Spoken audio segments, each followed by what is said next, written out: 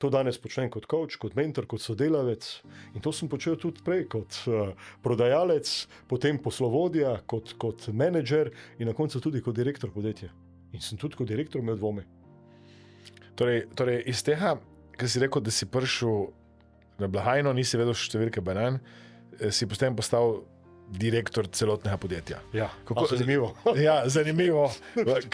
Začel si v bistvu, kako majhen kolektiv je bil, ko si začel in kako velik je bil, ko si zaključil? Mi smo takrat seveda začeli v Avstriji, ker v Sloveniji še ni bilo trgovin, tako da je bil tu še nek dodaten dejavnik, ki je mogoče dodal še kak trn na tej poti, na tej trnovi poti. To je že učenje jezika. Ne samo učenje jezika. Zdaj v Avstriji ni dovolj, da ti znaš nemško. Zdaj sem dober, da razumeš tudi nekoga, ki živi na Tirolskem, nekoga, ki živi tam severno od Dunaja, nekoga, ki živi na Štajerskem ali na Koroškem.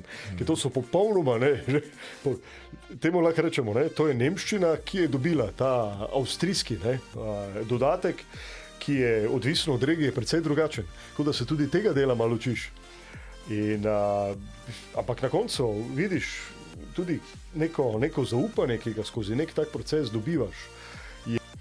In skozi to samo zaupanje se seveda tudi tvoje delo izboljšuje, in rezultati tvojega dela so boljši in boljši. In to je verjetno tudi razlog, zakaj so me kasneje poklicali v Slovenijo, ker sem se začel ukvarjati z pripravo učnih gradiv za prve poslovodje, za prve prodajalce in tudi s tem, da sem jih dejansko večino zaposlil. Tako da sem še zelo dolg, ker so seveda radi ostajali v podjetju, številne sodelavke in sodelavce prepoznal po imenu.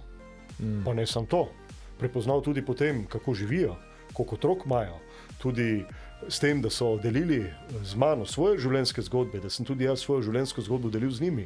In to potem na koncu tudi ustvarja neko dodatno lepilo v neki organizaciji, dviguje neko kulturo medsebojnega sodelovanja in na koncu tudi sobivanja v nekem takem podjetju.